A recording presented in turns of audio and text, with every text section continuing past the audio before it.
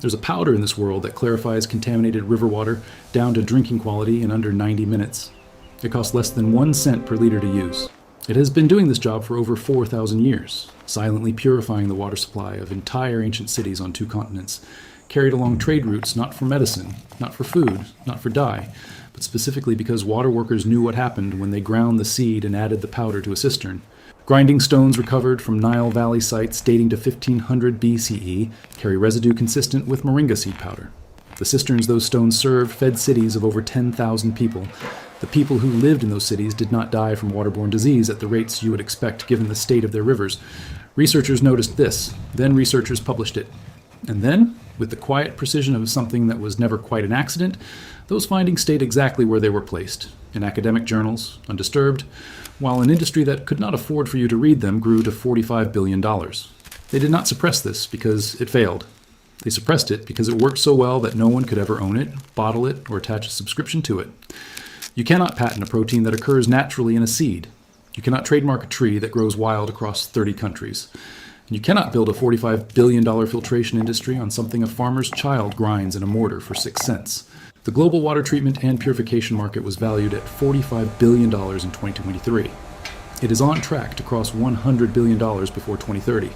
A joint 2019 report from UNICEF and the World Health Organization documented that 785 million people on Earth currently lack access to a basic clean water source. 2 million children under 5 die from waterborne diarrheal diseases every single year. And here is the detail embedded quietly inside that same data set. Over 60% of the populations who lack clean water live in sub-Saharan Africa and South Asia, the exact regions where Moringa oleifera trees grow natively, abundantly, and without being planted by anyone. The seeds fall from the tree in dry pods and hit the ground and no one picks them up. 2 million children a year. The knowledge already exists. The mechanism is already understood. The tree is already growing. But a $45 billion industry does not stay $45 billion when the solution to contaminated water grows at the edge of a road and costs nothing to harvest. Moringa seed powder cannot be metered. A coagulation reaction cannot be invoiced. The protein that binds contaminants out of water cannot be patented because it belongs to nature's public domain. The filtration industry does not thrive when the answer costs 1 cent per liter and the supply grows faster than you can pick it. I'm not going to tell you this is a new invention. The Egyptians were processing moringa seeds for water treatment before Rome was a city. Sanskrit medical texts compiled over 2,000 years ago, the Sushruta Samhita and the Karaka Samhita, describe moringa seed preparations for purifying well water with a precision that reads like a laboratory protocol. Grind to fine powder, add small volume of clean water, distribute through turbid water, wait for settling, decant. In Sudan, along the Nile's upper reach, water carriers were grinding moringa seeds into ceramic vessels before filling them from the river as recently as the 1950s. The practice was so routine, so embedded in the daily ritual of water preparation, that Western researchers, documenting traditional practices in the region in 1959, almost didn't record it. It was too ordinary, too old to seem important. Then, in 1999, Folkert and Sutherland at the University of Leicester published the mechanism in full. What they isolated was a dimeric cationic protein, molecular weight approximately 13,000 Daltons, that carries a strong positive electrical charge. Water contamination, suspended clay particles, colloidal silt, E. coli, other bacteria, all carry a negative surface charge. Opposite charges attract. The protein binds to the contamination at the molecular level. The bound particles grow heavy and aggregate. Gravity pulls them down. Folkert and Sutherland measured turbidity removal rates between 90 and 99%, and bacterial contamination reductions between 90 and 99% across multiple water sources. The paper was 23 pages. It cited 12 prior studies stretching back to the 1970s. The research was iron, and almost nobody built anything from it. You've seen this your whole life and just never connected the dots. You've watched a snow globe settle, all that turbulence falling out of suspension in under a minute just because gravity and particle weight went to work. You've watched a muddy creek run clear downstream on a calm afternoon, not because the water was filtered, but because the silt had time to fall. You've watched dish soap pull oil off a pan because one end of the soap molecule loves grease and the other loves water, and the two forces between them strip the surface clean. Moringa protein works the same way. It has a face that loves contamination and a tendency to clump with other protein, and it assembles a net in the water column and drags everything you don't want to the bottom. You've been watching this chemistry your entire life. You just didn't have a name for it yet. Here's what you need. I want to be honest with you about every number. Dried moringa seeds. The 4-ounce bag online runs between $3 and $5 and contains enough seeds to treat between 300 and 500 liters of water. That works out to just over 1 cent per liter. At a West African grocery, an Indian or Pakistani market, or any international food store in a city with South Asian or West African communities, the same weight costs closer to $2. If you live in Florida, South Texas, Southern California, or anywhere in a subtropical or tropical climate, moringa trees grow outdoors year-round and the seeds are free. A mortar and pestle. You likely own one. If not, a dollar store version runs $1 and $20. A flat granite stone and a smooth river rock does the same job and costs nothing. A cotton cloth for pre-straining. Cut a square from an old t-shirt. This costs nothing. 2 clean containers of at least 1 liter capacity. Pots, pitchers, wide-mouth jars, buckets. That's genuinely it. Here's the one thing most people get wrong. They add too much powder. The water is visibly contaminated, so they load 4 or 5 seeds worth of powder per liter, stir hard, wait, and the result is water that goes from brown to murky olive and never clears. There's a film on the surface, there's a faint off taste. They say it doesn't work. What actually happened is that they overwhelmed the charge differential. Too much positively charged protein causes the protein particles to start binding to each other rather than to contaminants, and the net they're trying to build becomes a tangle before it can form properly. The clarification collapses. When it works, it looks like this. 20 minutes in, the water develops a faint milky quality, not murkier, but differently cloudy, as though the turbidity is organizing. That's the flock forming, the protein gathering contamination into clusters. 45 minutes in, the cloudiness has a gravitational lean. The bulk of suspended material is migrating downward. By 90 minutes, the top half of the container is visually distinct. The upper portion is clear, or nearly clear. Below it, there's a defined line, and below that line is a pale brownish sediment. That sediment is the coagulated mass of protein and contamination compressed by gravity. That is your enemy, contained. The ratio is 1 seed per liter of moderately contaminated water. 2 seeds per liter if the water is visibly brown and thick. No exceptions upward. Begin by drying the seeds if they came from a fresh pod. Spread them on a flat surface in direct sunlight for 2 days. Dried seeds snap cleanly when you press a thumbnail into them. Fresh seeds compress like soft rubber. You need the dried version. The protein concentrates as the seed loses moisture and the structure tightens. Remove the papery wings from each seed. 3 of them radiate out from the round kernel like a small propeller, thin and translucent. Pull them off with your fingers. They release easily. Place the kernels in the mortar. 1 kernel per liter of water you're treating. Lean your body weight into the pestle. The kernel resists for 2 or 3 seconds, then cracks and begins to fracture. Grind in tight circles, working the pestle into the corners of the mortar where powder collects. 60 to 90 seconds of grinding proceed. The finished powder should be fine, pale, off-white, slightly oily between your fingers. Pinch a small amount and rub. It should feel like fine cornstarch. If it's gritty, keep grinding. Add 20 milliliters of clean water to the powder in the mortar, roughly 1 tablespoon and a half, a firm splash. Stir vigorously for 60 seconds. You're making a suspension, not a solution. The powder will not dissolve, it will distribute. The mixture should look thin and faintly creamy, like milk diluted with water. This is your activated paste. Every bit of this paste contains the protein your water needs. Pre-strain your contaminated water through the cloth into your first container. Hold the cloth taut across the mouth of the container and pour steadily.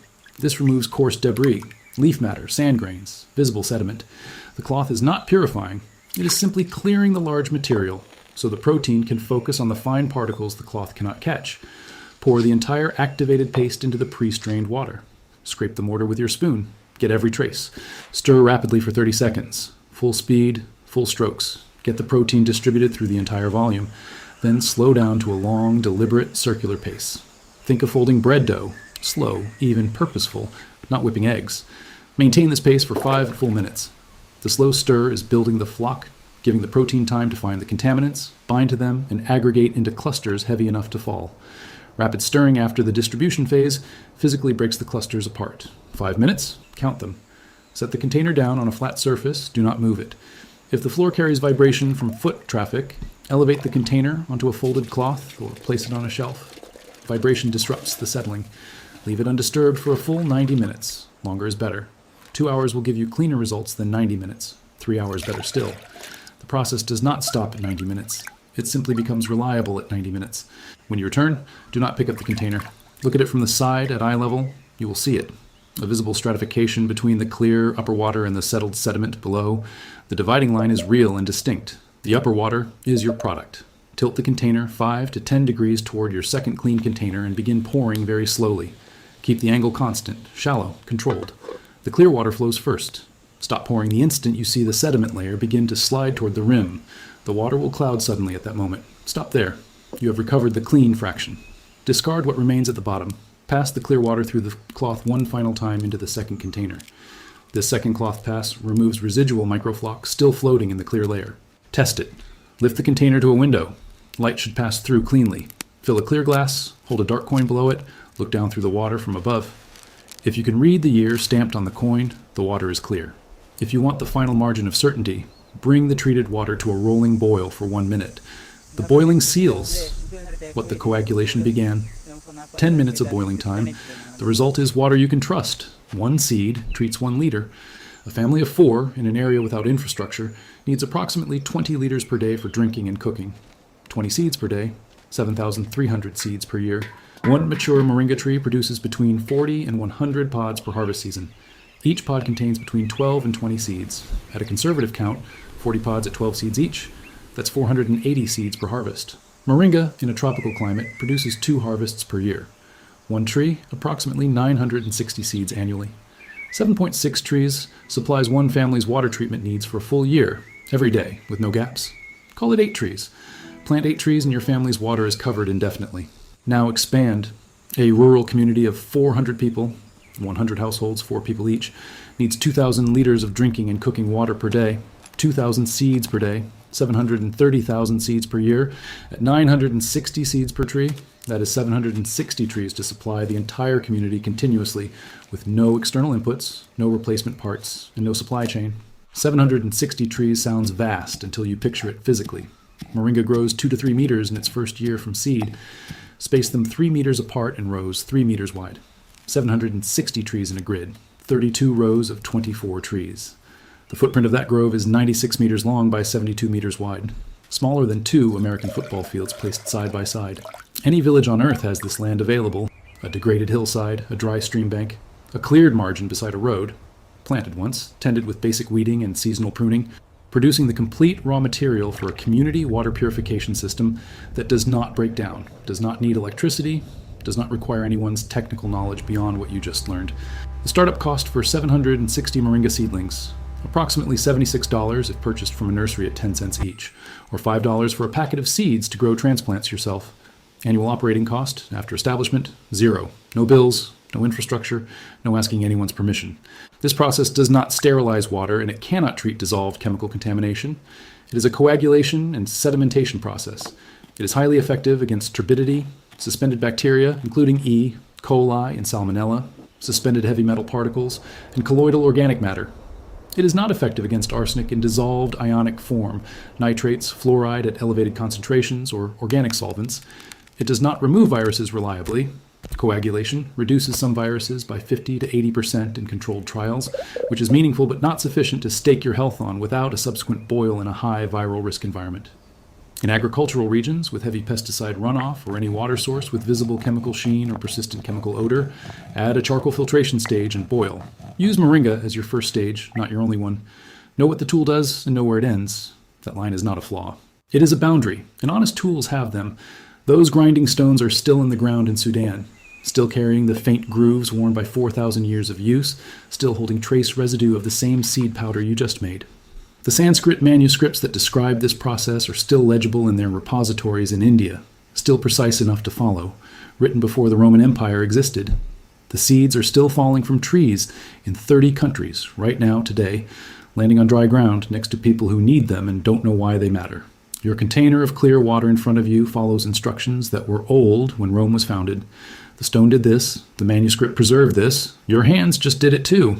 The chemistry was always there, in a seed, in a protein, in the space between a positive charge and a negative one, and in gravity, which has been patient with us for a very long time. I don't know what brought you here. It doesn't matter. It works either way.